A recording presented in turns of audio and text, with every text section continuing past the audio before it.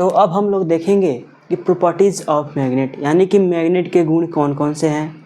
तो properties of magnet में हम लोग सबसे पहले देखेंगे कि डेफिनेशन के ही अकॉर्डिंग सबसे पहले हम लोग पॉइंट देखेंगे कि चुंबक अपनी ओर चुंबकीय पदार्थों को तेज़ी से अट्रैक्ट करता है। अट्रैक्ट बोले तो आकर्षित करता है, यानी कि चुंबक अपनी ओर चुंबकीय पदार्थों को तेज़ी से अट्रैक्ट करता है। दूसरा पॉइंट, चुंबक का एकल ध्रुव प्राप्त नहीं किया जा सकता है। ये लाइन थोड़ा अच्छा से समझना है कि चुंबक का एकल ध्रुव प्राप्त नहीं किया जा सकता है, यानी कहने का अर्थ ये है कि ये मेरा मैग्नेट है, ये मेरा मैग्नेट है, तो ये नॉर्थ पोल हुआ, ये साउथ पोल हुआ। अब जितना बार इसको हम टुकड़ा करेंगे, जितना बार इसको तोड़ेंगे, जितना बार डिवाइड करेंगे, उतना बार हमको नॉर्थ और साउथ मिलेगा, उतना बार हमको NS मिलेगा, उतना बार हमको नॉर्थ पोल और साउथ पोल मिलेगा। यानी कि इसका एकल ध्रुव कभी भी प्राप्त नहीं किया जा सकता है। जितना बार हम डिवाइड करेंगे उतना बार हमको दो पोल मिलेगा, एक पोल कभी भी नहीं मिल सकता है। यही कहता है कि जब हम चुंबक का एकल ध्रुव नहीं प्राप्त किया जा सकता है। यहाँ पे जब हम देखें, अगर हम मानते हैं यहाँ पे अगर मैग्नेट बनाते हैं, ये रहा मेरा N और ये मेरा रहा S। अब इसको हम क्या करते हैं, यहाँ से तोड़ देते हैं। तोड़ने के बाद मेरा यहाँ पे ऐसे मैग्नेट प्राप्त होता है।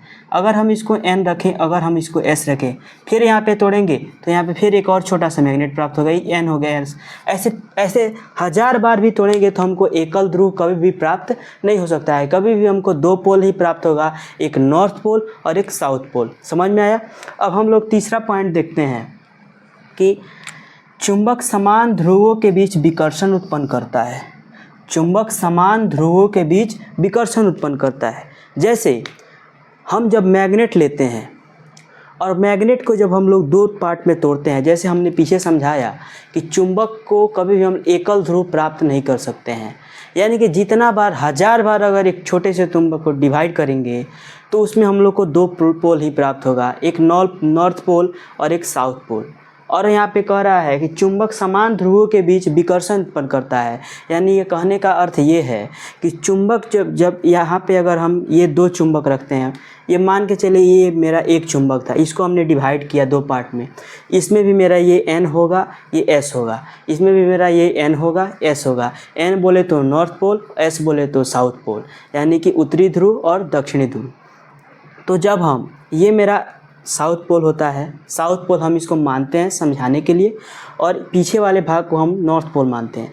जब हम ये जो नॉर्थ पोल है ये वाला और ये साउथ पोल है, साउथ को साउथ से अगर अट्रैक्ट करते हैं, अगर पास में लाने की कोशिश करते हैं, तो ये कभी भी आपस में अट्रैक्ट नहीं होगा, हमेशा डी अट्रैक्ट होगा, ये विकर्षित होगा, कभी भी चिपकेगा नहीं, हमेशा आपस में प्रयास करेगा कि दूरी बनाए रखने के लिए।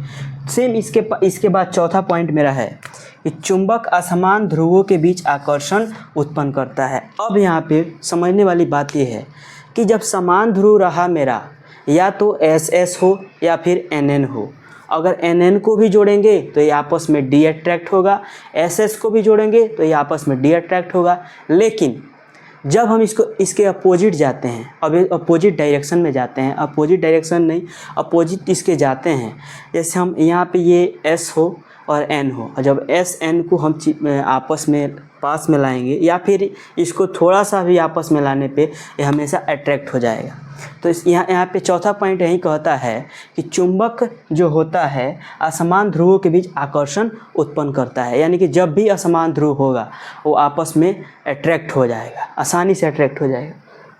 और लास्ट पॉइंट हम देखते हैं मैग्नेट का प्रॉपर्टीज़ में कि किसी भी चुंबक को स्वतंत्रता पूर्वक लटकाने पर वह भौगोलिक उत्तरी ध्रुवों की ओर संकेत करता है।